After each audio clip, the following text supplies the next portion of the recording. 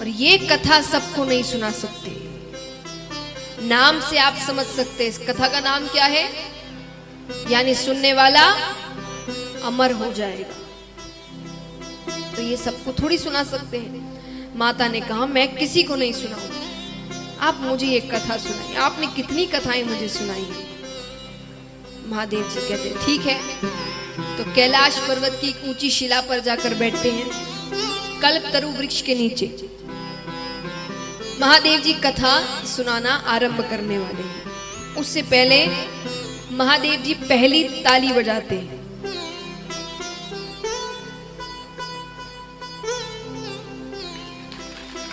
एक ताली, महादेव जी पहली ताली बजाते हैं।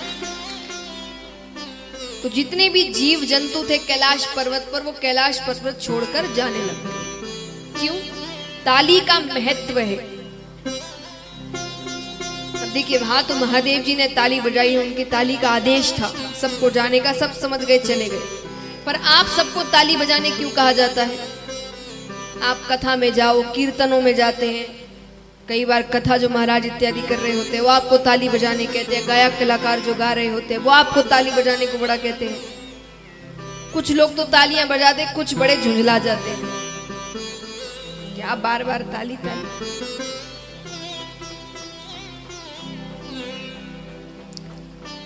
तो देखिए, ताली बजाने का एक महत्व है। ताली आपको बजाने के लिए क्यों कही जाती है? अब स्वास्थ्य संबंधित क्या क्या अच्छी चीजें हैं वो तो आपको रामदेव बाबा बताते ही रहते हैं कि ताली क्यों जरूरी है। लेकिन कीर्तन या कथा में ताली क्यों जरूरी है? जब आप कीर्तन या कथाओं में आते हैं तो आप क्या सुनने आए हैं, या किससे मिलने आए हैं, या किससे रिश्ता जोड़ने आए हैं? जोर से कहिए। ठाकुर जी से, भगवान से। आसान है रिश्ता जोड़ना उनसे, नहीं तो सभी भक्त बन गए होते। क्यों कुछ ही भक्तों के नाम आते हैं, सभी भक्त बन गए होते? क्योंकि इतना आसान नहीं है। हम जब कथा या कीर्तनों में जाते हैं ना, तो ये भक्त और भगवान का मिलन होता है। लेकिन उस मिलन में कई मोह माया रूपी जीव जंतु बीच में आते हैं, जैसे अहंकार। कई बार आप देखेंगे कई बहुत बड़े बड़े व्यक्तियों को हम निमंत्रण देते हैं, है ना?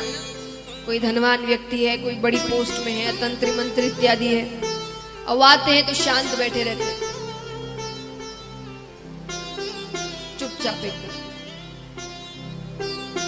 उसी व्यक्ति को अपने घर में अपने पोते पोती के सामने उसे हंसाने के लिए तालियां बजाने में शर्म नहीं आती, पर कथा या कीर्तन में आके ताली बजाने में बड़ी शर्म आती है। और ज्यादा ही अगर कोई व्यासपीठ से या गायक कलाकार कह दे ताली, तो बजाएंगे किस प्रकार?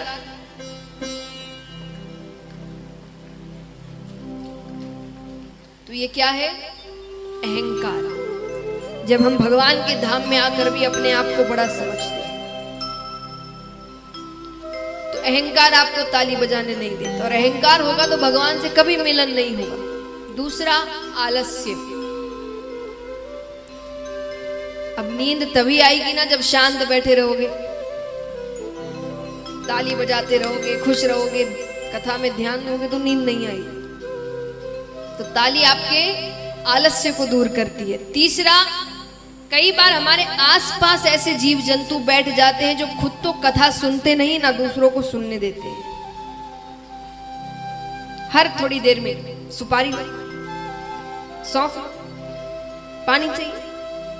अरे इनको जानते हो?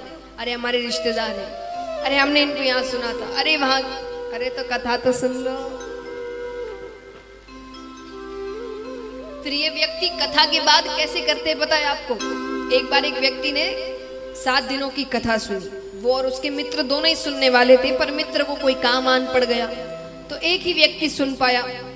7-8 दिन बाद वो अपने मित्र से मिलता है, तो मित्र ने कहा, अरे मैं कथा में आ नहीं पाया, तुमने तो पूरी कथा सुनी? बोले हाँ। बोले कैसी थी? अरे बोले बहुत अच्छी कथा थी, बड़ा आनंद आया, बहुत अच्छी अच्छी बातें बताई गई, एकदम जीवन बदल जाए। अरे मैंने तो मिस कर दिया, कुछ बातें तो बताओ, क्या बताया गया? कोई सबसे मन पसंदीदा बात तुम्हारी? अरे बोले बहुत अच्छी कथा हुई, बहुत अच्छी बातें बताई, बड़ा आनंद आया। अरे तो क्या बताया गया? अरे बोले बहुत अच्छी बातें बताई गई। अरे तो क्या बताया गया ये तो बताओ। बोले वो तो याद नहीं, पर बातें बड़ी अच्छी बताई गई। ध्यान से सुनेंगे तो याद होगा ना। तब देखिए, आप शांत बैठे रहेंगे तो वो आपको बार बार डिस्टर्ब करेंगे। आप कथा में लीन होंगे, जोश से तालियां बजा रहे होंगे, तो वो आपको वो दूसरे की तरफ देखेगा फिर कि जो शांत बैठा है उसको कुछ कहते हैं, क्योंकि उनको तो किसी से भी बात करनी है। ऐसा नहीं आप भी बड़े मनपसंद अच्छे लग गए तब आपसे बात कर रहे हैं, उनको बात करनी है बस। तो तालियां आपको इन सब से दूर करता है। तो इसीलिए कहा जाता है कि अगली बार जब भी आप कथा में रहे या कीर्तन इत्यादि में रहे तो जितना हो सके उतनी तालियां बजाओ। तो महाराज